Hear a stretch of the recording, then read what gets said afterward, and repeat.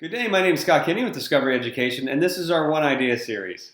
Today I'm joined by Dr. Bruce Borchers, who is the superintendent of Oak Ridge Schools in Oak Ridge, Tennessee. Dr. Borchers, thank you for joining us today. My pleasure, my pleasure. Dr. Borchers has a long history in education. He's been an elementary teacher, an assistant principal, an assistant superintendent, and now is in his third year as superintendent of Oak Ridge. And Oak Ridge has a history. Could you real quickly share with folks the significance of Oak Ridge aside from the great school systems there? Yeah, absolutely. If you Google the secret city, that'll give you a lot of information about our town. But we have the Y12 complex here and the Oak Ridge National Lab. So just all kinds of STEM-related activities happening here. And the significance of Y12, of course, was creating the first atom bomb that was used in World War II. So this city was built in secrecy back in 1942, 1943. Incredible. No secret anymore. No secret. So now, Dr. Borchers, you've been at Oak Ridge about 3 years. When you got there, you worked through your entry plan and your communication strategy and came up with something that you refer to as the 7 keys to college and career readiness. So talk a little bit about that, and then I know specifically we want to get to the 7th key. Absolutely, yeah.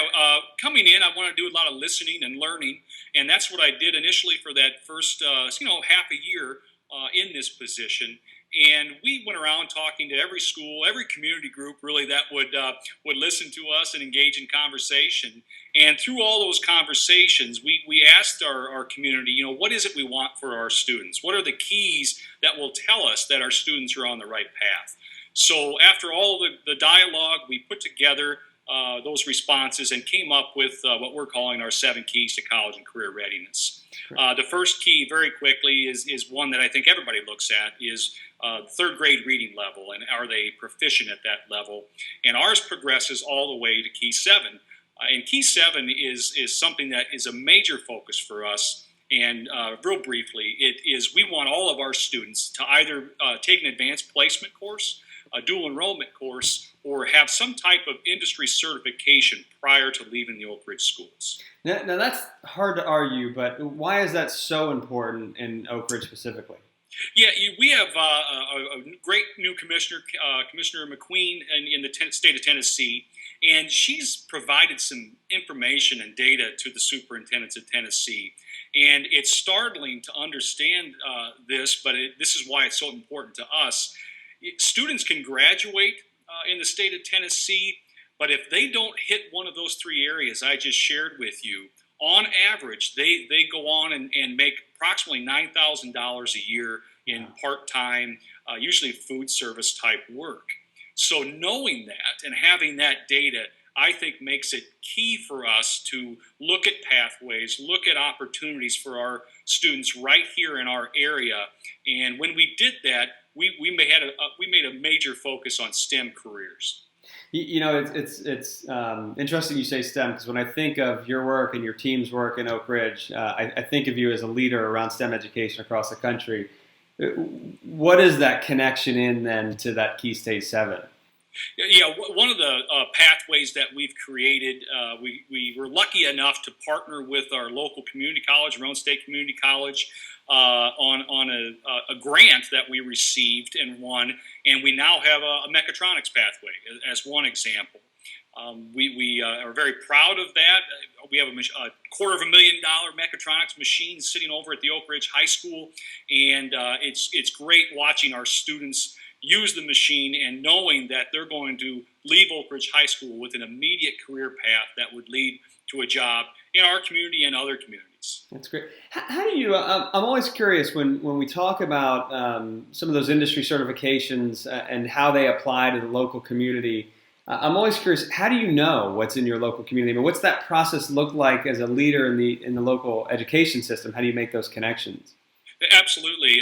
For this particular grant, part of that grant was talking to our area's 5 biggest employers and asking them, what are the job needs of the future?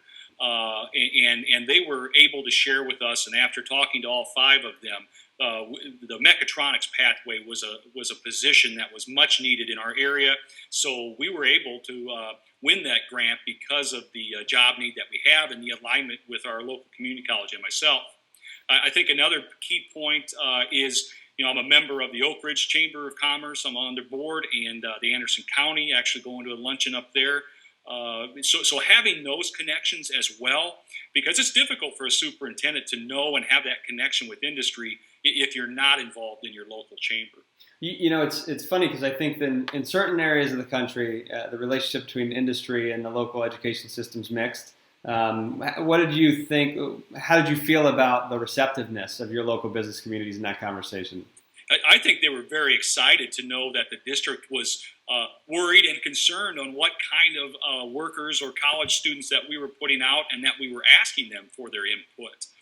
One thing we learned through the grant process, talking to the businesses, the local businesses, was I was always looking at the Department of Labor statistics, looking at job, and they said, okay, just forget all that. That's 5 years old already.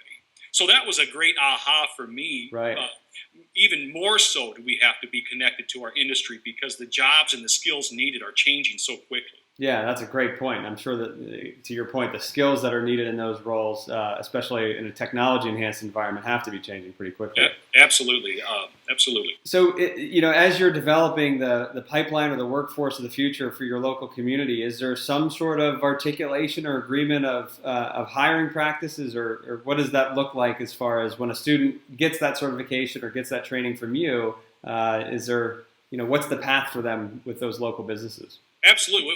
One example I can share with you, we're starting a certified production technician class and certification, which is numerous things, but allows a student to go right from high school into the job force in mechatronics or things like that.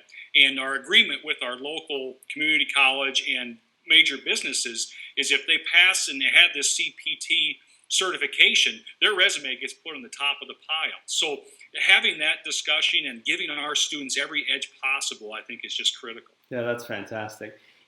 For superintendents across the country that are looking at your model, and I know there's quite a number of them, but they want to know more. Is there a place they can go? How do they learn more about the 7 keys to college and career readiness and your work in STEM? Yeah, they could.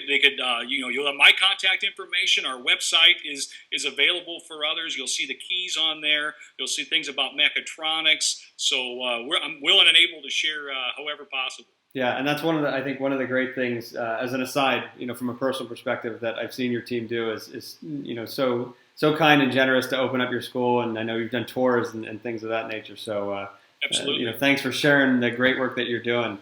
So this is our One Idea series. Dr. Bruce Borchers, Superintendent of Oak Ridge Schools. Dr. Borchers, thanks so much for joining today. Thank you. Appreciate it.